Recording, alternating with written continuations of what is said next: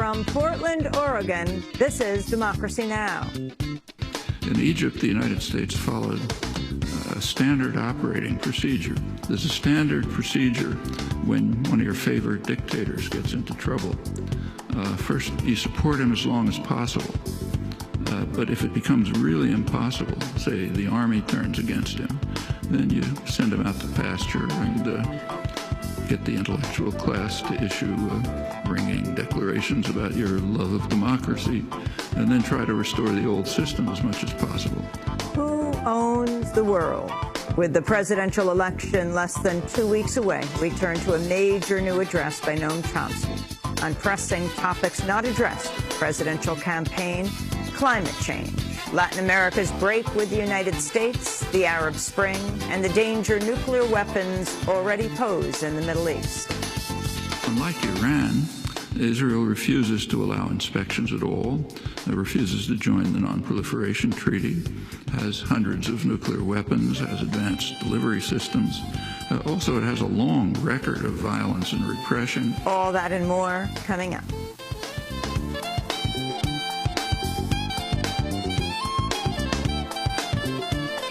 Welcome to Democracy Now!, democracynow.org, The War and Peace Report. I'm Amy Goodman, broadcasting from Portland, Oregon. At least 40 people have been killed in a suicide attack on a mosque in northern Afghanistan. The victims had gathered to mark the first day of the Muslim holiday of Eid al-Adha. Another 70 people were wounded. Violence continues in Syria despite an informal agreement for a 4-day holiday ceasefire.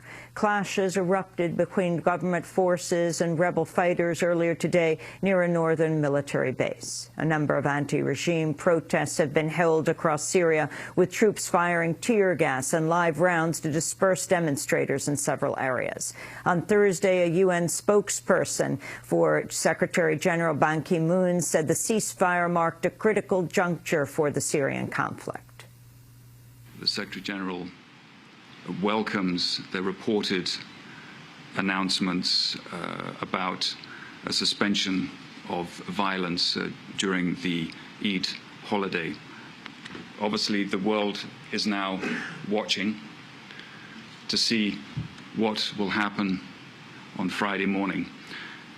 It's in everybody's interests, not least the long-suffering Syrian people, that the guns fall silent tomorrow morning for the Eid holiday. 21 people are dead across the Caribbean, including 11 in Cuba, after Hurricane Sandy slammed the region with heavy rains and powerful winds. The late-season storm hit the Bahamas on Thursday and is now expected to head for the United States. Forecasters are warning the storm could collide with another from Canada, creating a potentially devastating hybrid that could ravage parts of the U.S. Northeast early next week. President Obama took a break from campaigning Thursday to cast an early ballot in his hometown of Chicago. Speaking at the polling center, Obama encouraged Americans to take advantage of early voting.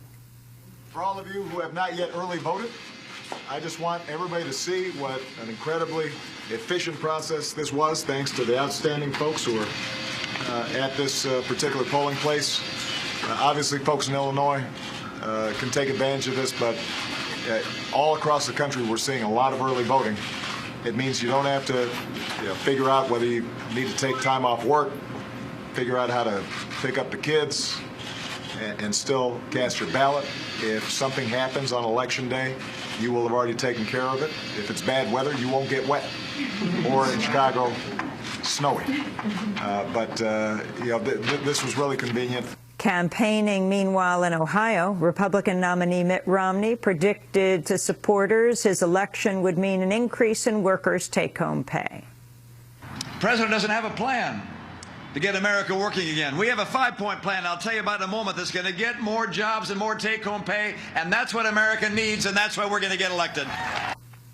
As Romney vowed to create jobs, workers at a Freeport, Illinois plant set for closure under ownership by his former company, Bain Capital, staged a walkout Thursday, one day after 14 people, including the Reverend Jesse Jackson, were arrested.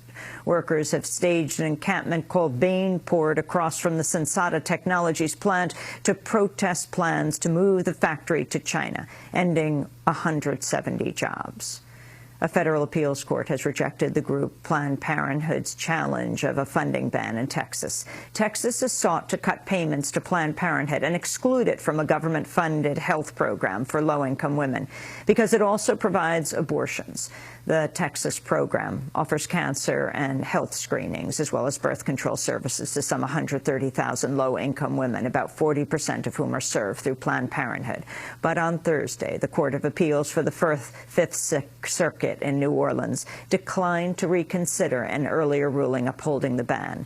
In response, Texas Governor Rick Perry immediately announced Texas will stop all payments to program participants affiliated with abortion providers. A recent George Washington University study has warned Texas will be unlikely to provide adequate care to the patients currently served by Planned Parenthood. The Supreme Court set to decide today on whether to hear a challenge to the conviction of 5 former top officials with the Holy Land Foundation, once the nation's largest Muslim charity. The 5 were convicted on charges of backing the Palestinian group Hamas, though they were never accused of supporting violence, instead for funding charities that aided Palestinians in need. On Thursday, supporters of the Holy Land 5 rallied outside a federal building in Manhattan. Michael Ratner of the Center for Constitutional Rights said Holy Land had given money to groups also funded by the U.S. State Department. The foundation gave charity to, as Noor said, zakat committees in Palestine, charitable committees. Those committees were given aid by our own government, by AID. The government's case relied on Israeli intelligence as well as disputed documents and electronic surveillance gathered by the FBI over a span of 15 years. The first trial ended in a hung jury, but prosecutors obtained convictions in a retrial the following year. 17 people were arrested Thursday protesting U.S. drone warfare at the Hancock Field Air National Guard base near Syracuse, New York. Members of the upstate coalition to ground the drones and end the wars were detained after creating a blockade outside 3 of the base's gates, holding signs and pictures of children killed by U.S. drone attacks overseas. It was the latest in a series of protests outside the base where the drones are operated remotely. The late former Democratic senator and presidential candidate George McGovern was remembered on Thursday at a funeral service in his home state of South Dakota.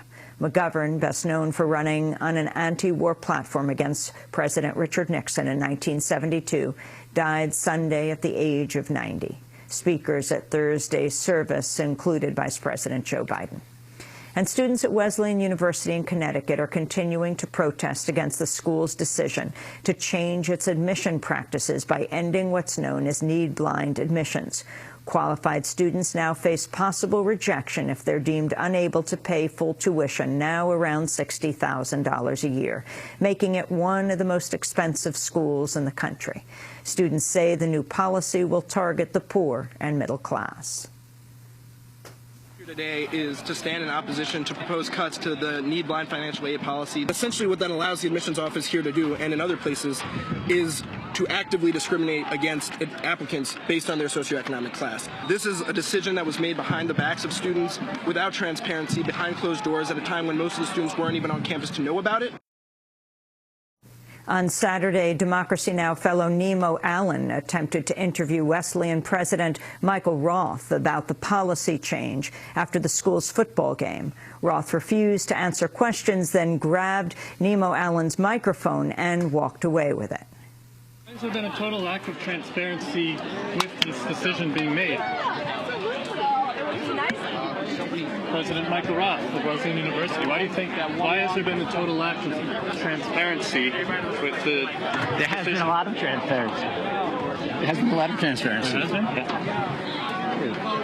Excuse me. No. Who are you? You have to give that back. I don't have to I'm do with it. Democracy Now! Thank you. You have to give me my microphone. I will.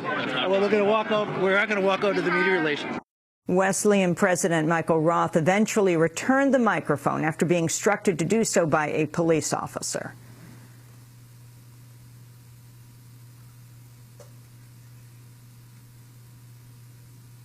And those are some of the headlines. This is Democracy Now!, democracynow.org, The War and Peace Report.